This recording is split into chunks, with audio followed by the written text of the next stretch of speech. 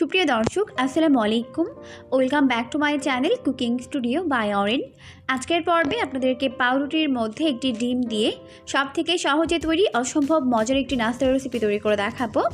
আর এই নাস্তাটি খেতে কী পরিমাণ মজার হয় সেটা আপনারা একবার বাসায় তৈরি করলেই বুঝতে পারবেন।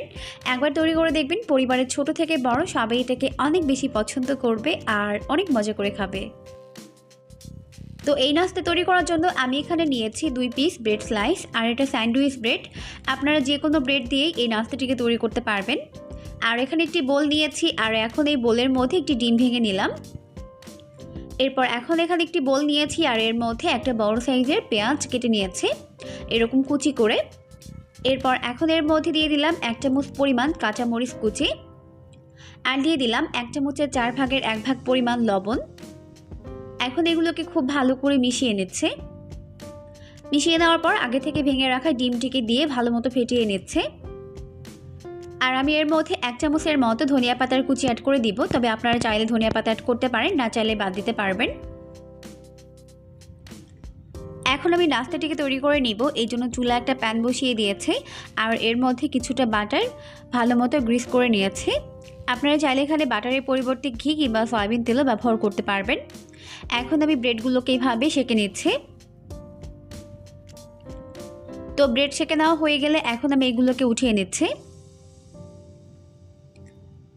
এখন ওই একই প্যানের মধ্যে আমি দিয়ে দিলাম আরও 1 চামচ পরিমাণ সয়াবিন তেল।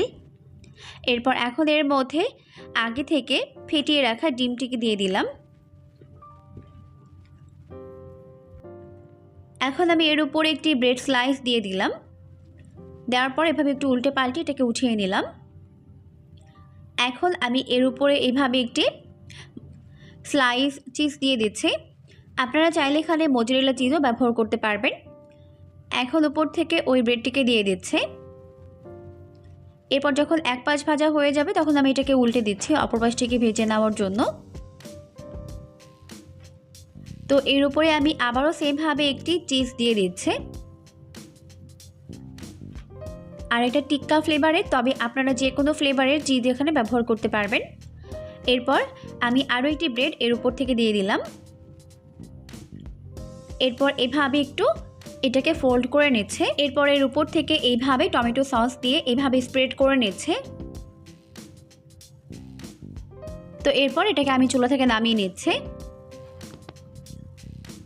তো ব্যাস, তৈরি হয়ে গেল দারুণ মজার একটি নাস্তা। সকাল কিংবা বিকেলের নাস্তা তৈরি করতে এক্সট্রা ঝামেলা এড়াতে দারুণ মজার এই নাস্তাটিকে কিন্তু আপনারা তৈরি করে নিতে পারবেন। খেতে দারুণ মজার হয়, একবার বাসায় তৈরি করে দেখবেন, পরিবারের সবাই এটাকে অনেক বেশি পছন্দ করবে আর অনেক মজা করে খাবে। পরবর্তী ভিডিও দেখার আমন্ত্রণ জানিয়ে আজকের মতো বিদায় নিচ্ছি। সবাই অনেক বেশি ভালো থাকবেন। আল্লাহ হাফেজ।